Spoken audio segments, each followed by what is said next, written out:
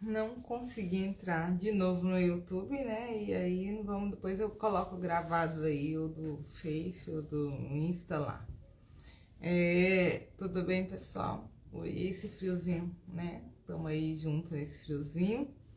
E já tomou um chá, faço muito uso do chá de gengibre, de canela, de gengibre com canela, com melzinho. Faz esse chazinho para você se prevenir, tá bom?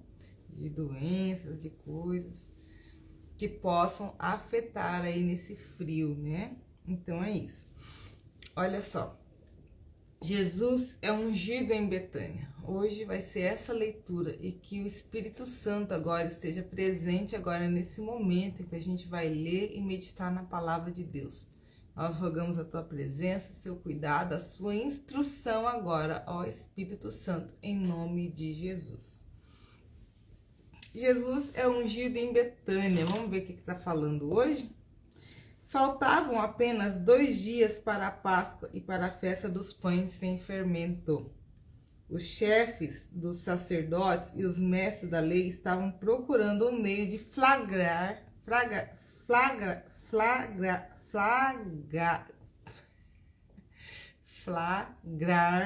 Jesus em algum erro e matá-lo.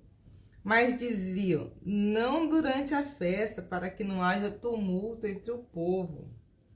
Estando Jesus em Betânia, reclinado à mesa, na casa de um homem conhecido como Simão, o leproso, aproximou-se dele certa mulher com um frasco de alabastro, contendo um perfume muito caro, feito de nardo puro. Ela quebrou o frasco e derramou perfume sobre a cabeça de Jesus. Alguns dos presentes começaram a dizer uns aos outros, indignados: por que este desperdício de perfume? Ele poderia ser vendido por 300 denários e o dinheiro ser dado aos pobres, e eles a repreendiam severamente. Deixe-na em paz, disse Jesus, porque a estão perturbando. Ela praticou uma boa ação para comigo. Pois os pobres vocês sempre terão com vocês e poderão ajudá-los sempre que o desejarem. Mas a mim vocês nem sempre terão. Ela fez o que pôde, derramou perfume em meu corpo antecipadamente, preparando para o sepultamento.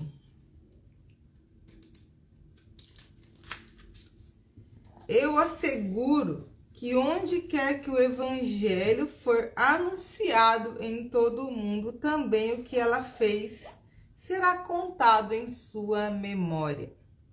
Então Judas Iscariotes, um dos 12, dirigiu-se aos chefes dos sacerdotes a fim de lhe entregar Jesus.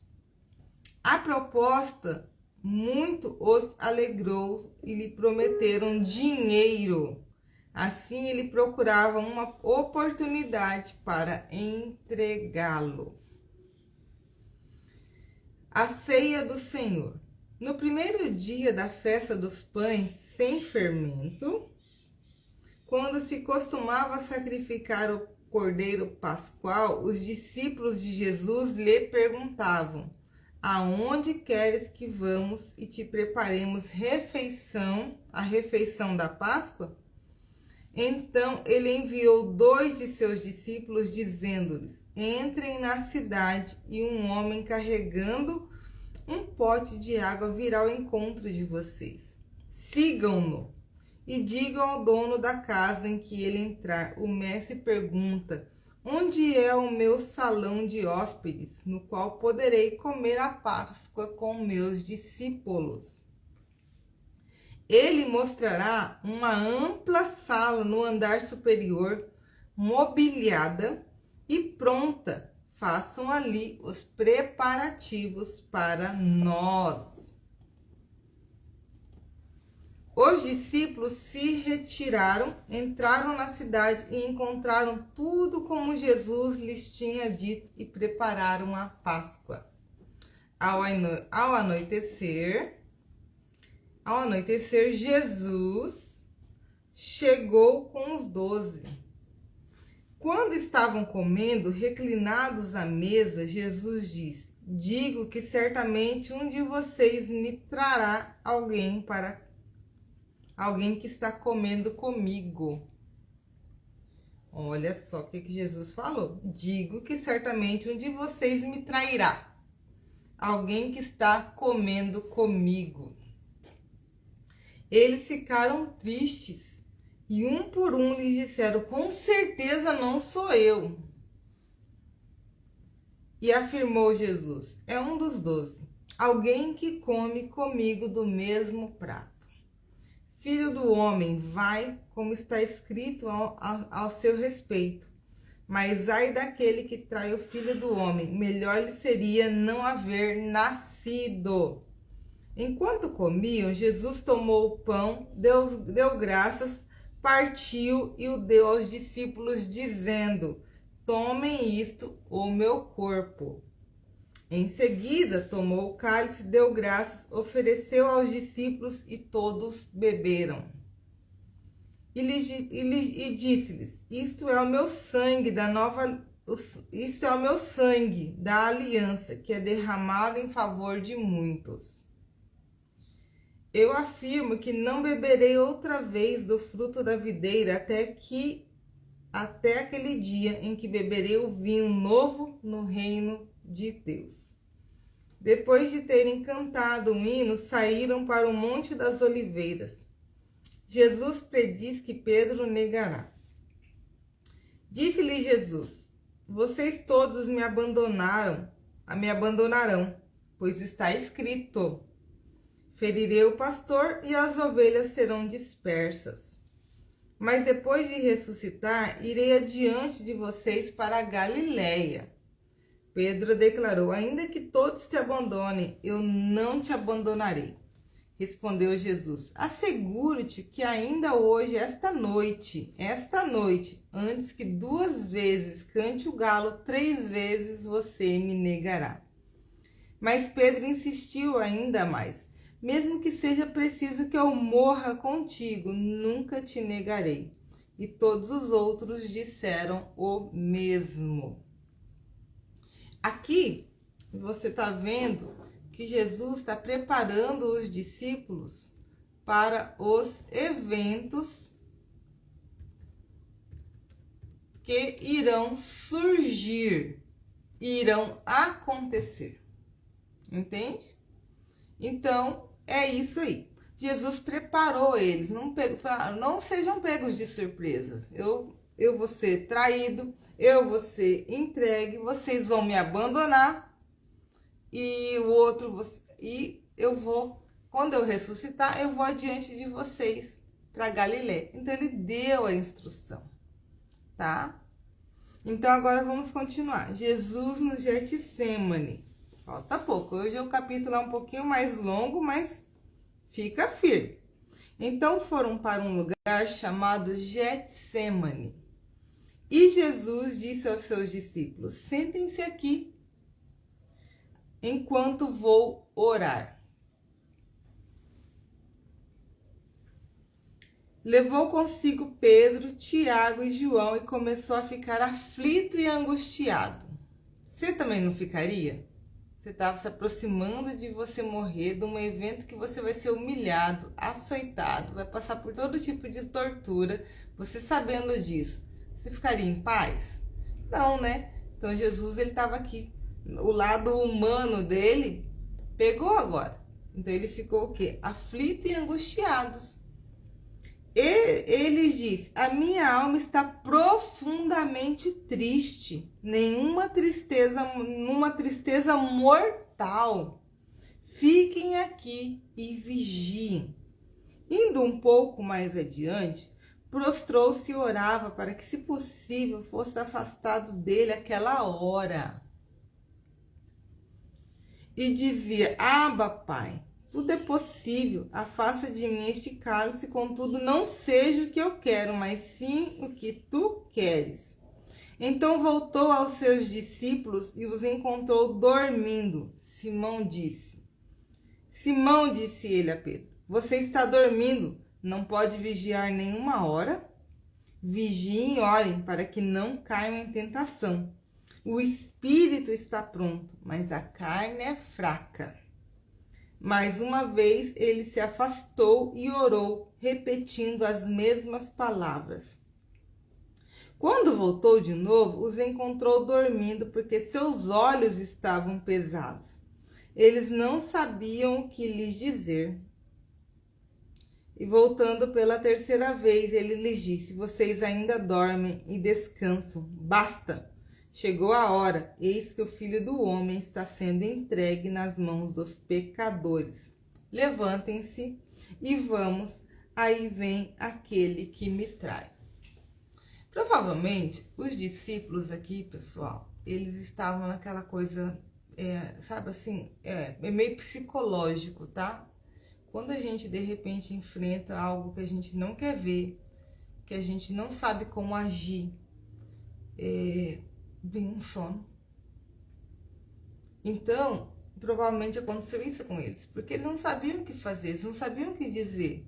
Eles tinham Jesus, que Jesus ia ser o quê? O rei aqui de Israel, o próximo rei, né? Que ele iria reinar, o povo apoiava e de repente Jesus está falando que vai morrer, que vai isso, que vai aquilo. Então eles, emocionalmente, eles se abalaram, entendeu? Por isso que aconteceu, por isso que Jesus está falando para mim e para você. Vigiem e orem, o Espírito está pronto, mas a carne é fraca. E aí, a tentação, ela tá ligada com a vontade da carne. Porque na tentação, Satanás, ele quer tirar o quê? O pior de você. Não é assim que acontece? Não tira o pior? E aí, na provação, quando você vai passar por uma provação, Deus vai tirar o melhor de você. Então, são essas duas diferenças entre tentação e provação. Na provação de Cristo, Deus tirou o melhor dele. Ele foi moído? Foi, mas ele pegou toda a autoridade para ele. Ele tem autoridade sobre a morte, ele tem autoridade sobre tudo que é na terra, acima dela, na galáxia, todo o joelho se dobra ao nome de Jesus. Então, Deus o honrou sobremaneira. Por quê? Porque na aprovação ele foi 100% aprovado. Continuando aqui, já indo para os versos finais. Jesus é preso. Enquanto ele ainda falava, apareceu Judas, um dos 12. Com ele estava uma multidão armadas de espadas e varas, enviada pelos chefes dos sacerdotes, mestre da lei e líderes religiosos. O traidor havia combinado um sinal com eles, aquele a quem eu saudar com um beijo é ele. Prendam-no e levem-no em segurança. Dirigindo-se imediatamente a Jesus, Judas disse, mestre, e o beijou. Os homens agarraram Jesus e o prenderam. Então um dos que estavam por perto puxou a espada e feriu o servo do sumo sacerdote, decepando-lhe a orelha. Disse Jesus, estou eu chefiando alguma rebelião para que você venha me prender com espadas e varas? Todos os dias eu estive com vocês, ensinando no templo, e vocês não me prenderam, mas as escrituras precisam ser cumpridas. Então todos o abandonaram e fugiram. Um jovem vestido apenas um lençol de linho, estava seguindo Jesus quando tentaram prendê-lo.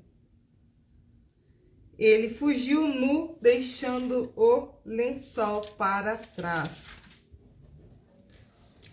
Aqui, né? Aqui já tá na parte da prisão. Esse que decepa a orelha do coisa, em outra Bíblia, é o homem que tem a orelha decepada, chama Malco. E quem decepa é Pedro.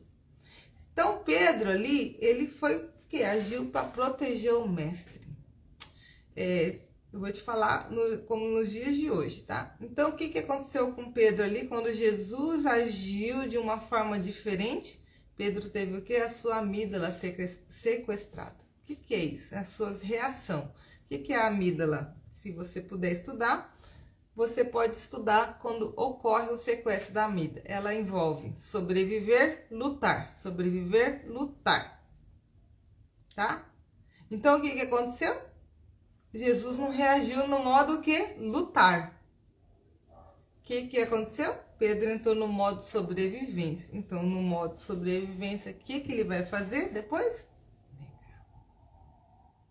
Entende? Tá? Então, mas isso ninguém conhecia na época. Hoje tem esses estudos. Espero que você se aprofunde nisso. Você vai gostar muito e você vai ver que você precisa da amígdala. Mas você às vezes vai entender que muitas áreas que você não está avançando é a sua amígdala te sequestrando. Não é que ela tá te sequestrando assim, entendeu? Na coisa da palavra. É um modo de falar que ela entrou em operação. Então existe toda uma técnica, toda uma coisa para você se ajudar nesse sentido e não ter sua amígdala sequestrada. Jesus diante do Sinédrio. Versos 53 do capítulo 14, finais agora. Agora vamos.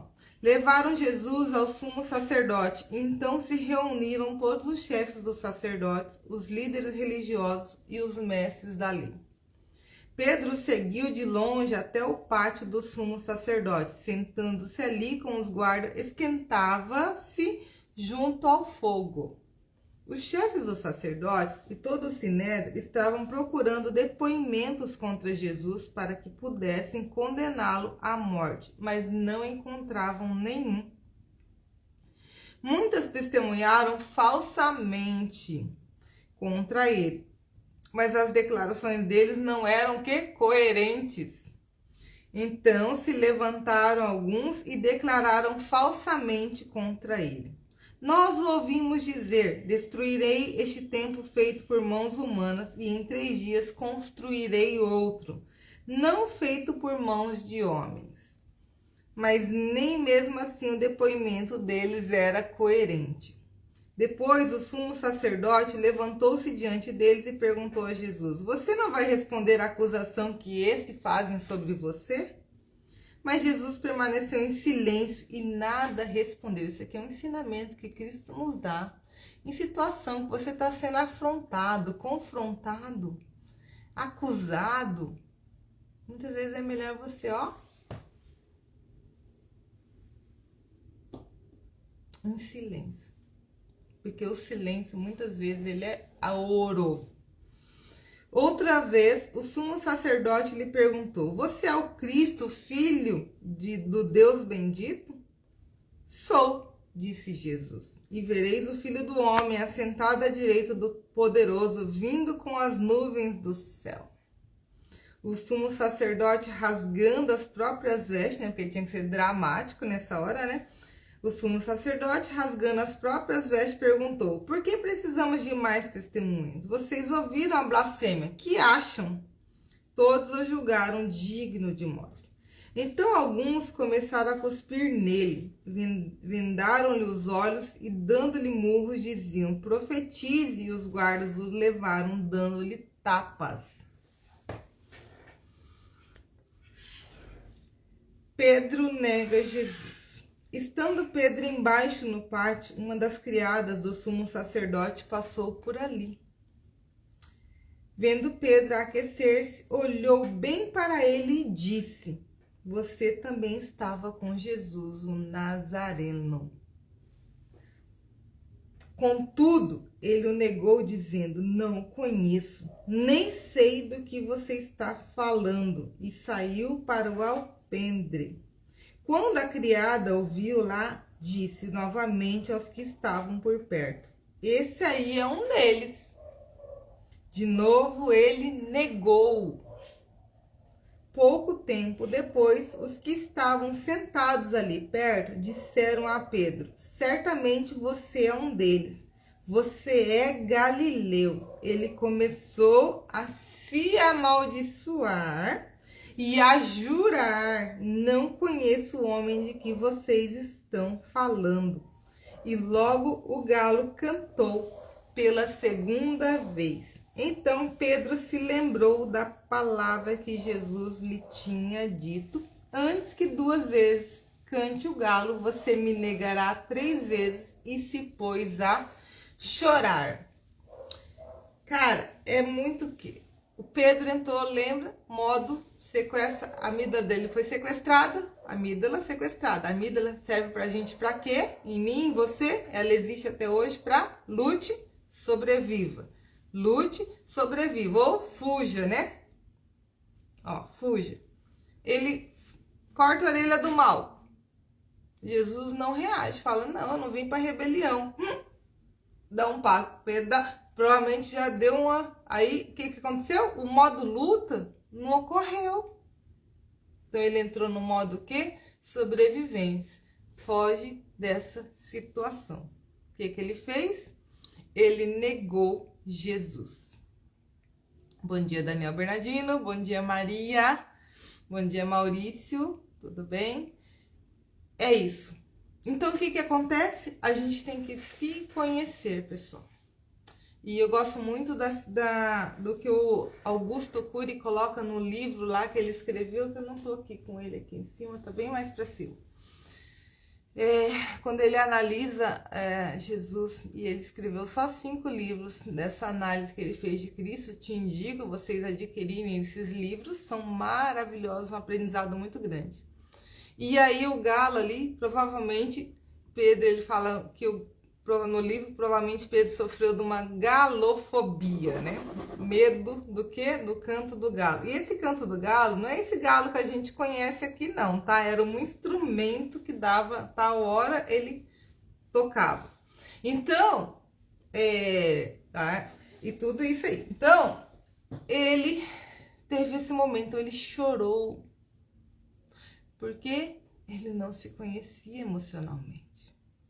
Ele conhecia o Pedro viril, forte, resoluto, aquele que já vamos, sabe assim? Vamos, sabe assim? E não tem problema nenhum.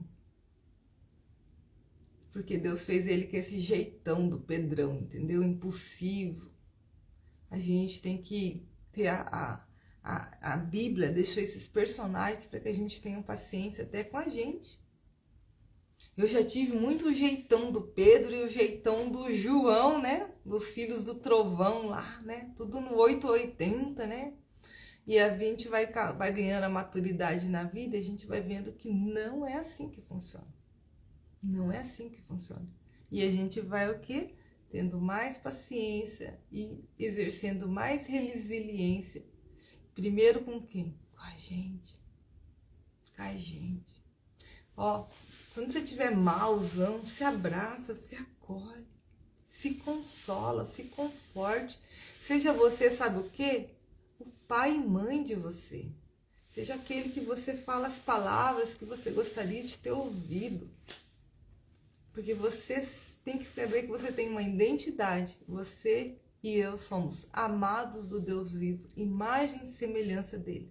E ele deixou isso aqui escrito para mim e para você, para que nem eu e nem você se perca, mas tenha o quê? A vida eterna. E ele deixou esse mapa aqui, com a simplicidade dessas palavras, para que você e eu possamos ter o quê? Esperança em um futuro. Porque isso é o que nos mantém vivos. A esperança nos mantém vivos. O futuro que Deus preparou é muito melhor. Então, hoje é um dia que você pega esse dia assim, peguei esse dia assim e vou viver ele imensamente. É um dia que eu vou ter decisões, é um dia que eu vou ter aprendizados, é um dia que é um presente, porque eu estou vivo. Então, exerça a gratidão de pelo menos 10 coisas pelo que você é grato hoje. E fica com Deus, pessoal. Uma ótima segunda-feira, tá bom? Não esqueça de tomar um chazinho para se aquecer, cuidar da sua saúde e se cuide, se ame, seja meio egoísta nessa área. se ama, se cuida, seja resiliente, paciente com você, porque você é precioso demais. O Salvador aqui, que a gente leu hoje, está enfrentando o quê? A humilhação, levando tapas, espancado, humilhado, para que você e eu ganhássemos a salvação. Que amor é esse, né? É esse o amor que Cristo Jesus tem por você. Ele deu a vida dele por mim e por você. Um beijo e até o próximo vídeo, pessoal. Tchau, tchau, tchau.